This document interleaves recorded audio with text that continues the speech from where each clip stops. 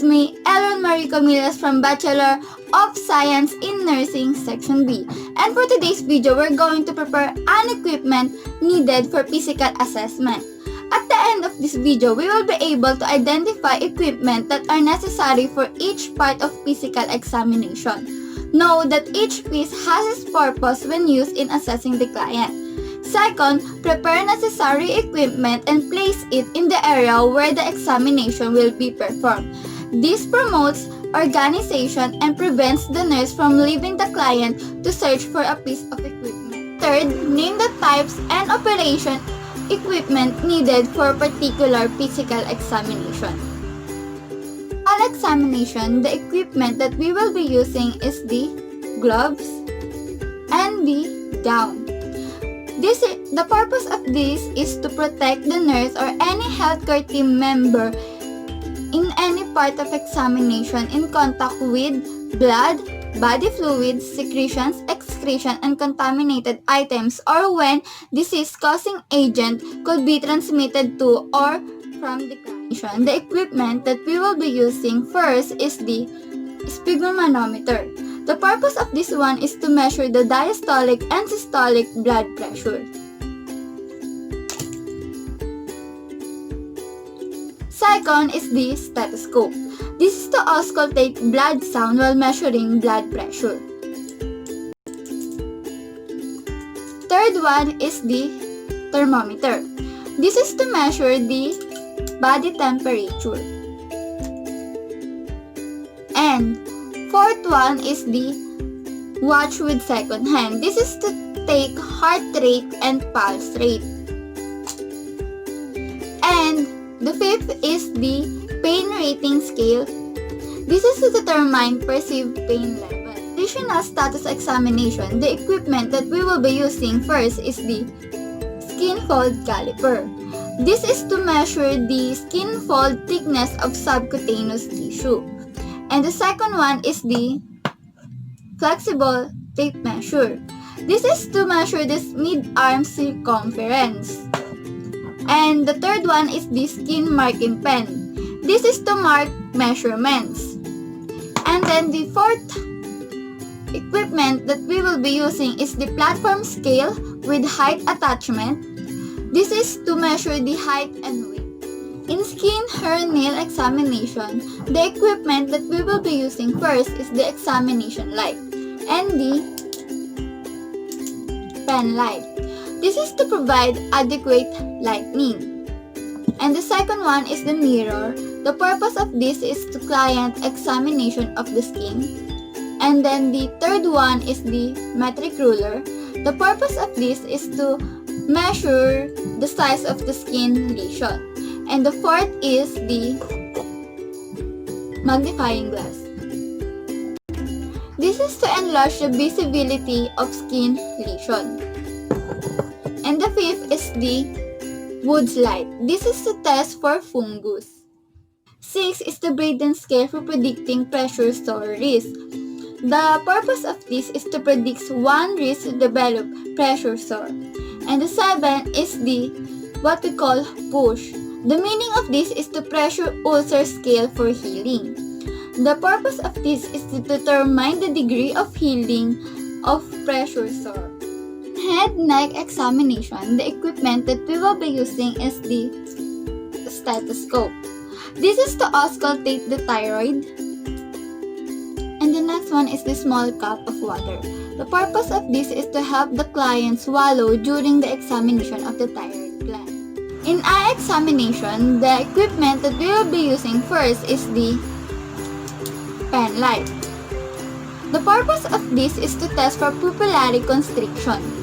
And the second one is the Snellen E-chart.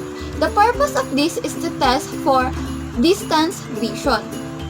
And the third one is the newspaper. This is to test for the near vision. And the fourth one is the APAC card. The purpose of the APAC card is to test for strabismus. And lastly is the ophthalmoscope. Ophthalmoscope, the purpose of this is to view the red reflex and the examination of the retina of the eye.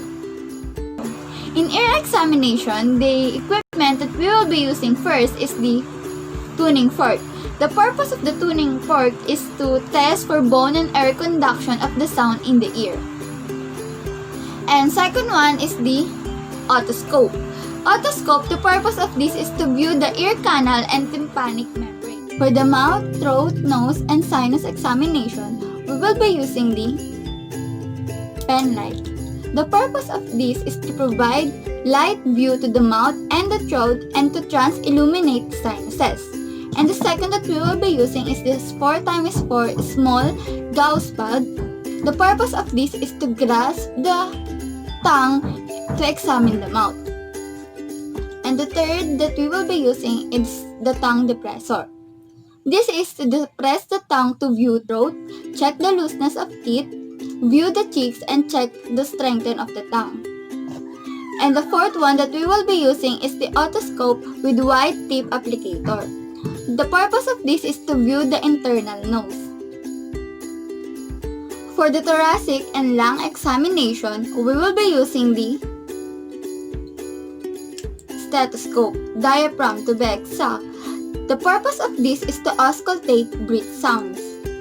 And the second that we will be using is the metric ruler and the skin marking pen. The purpose of this is to measure the diaphragmatic excursion. For heart and neck vessel examination, we will be using the equipment of stethoscope.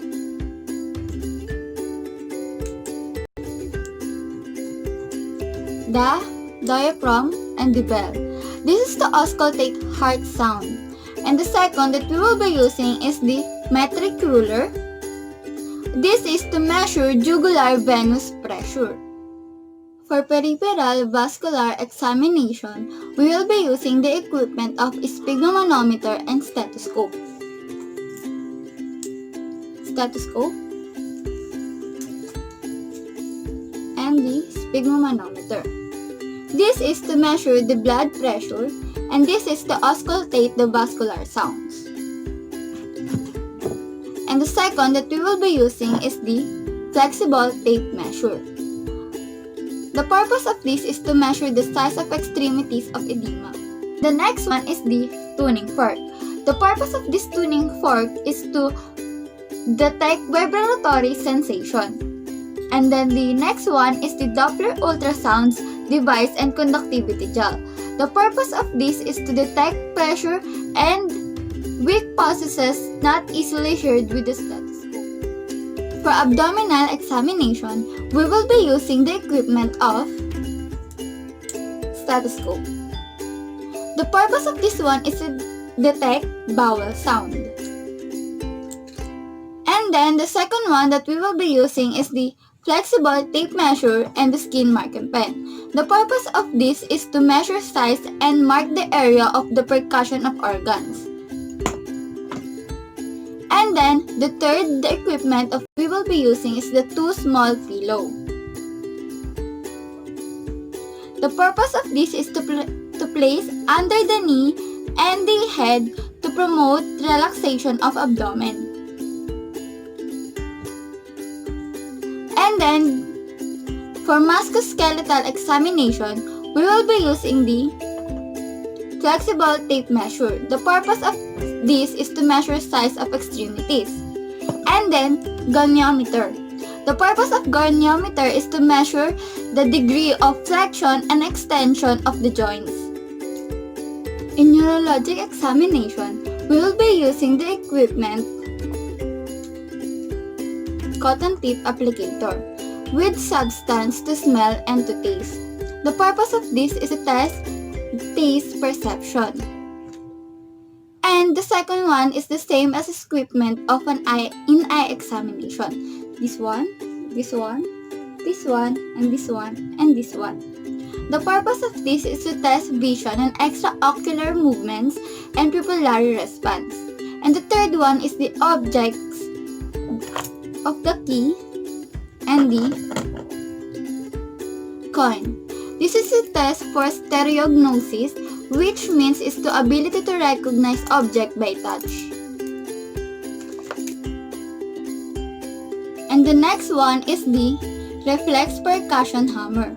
The purpose of this is to test deep tendon reflexes. And the next one is the cotton balls and the paper clip.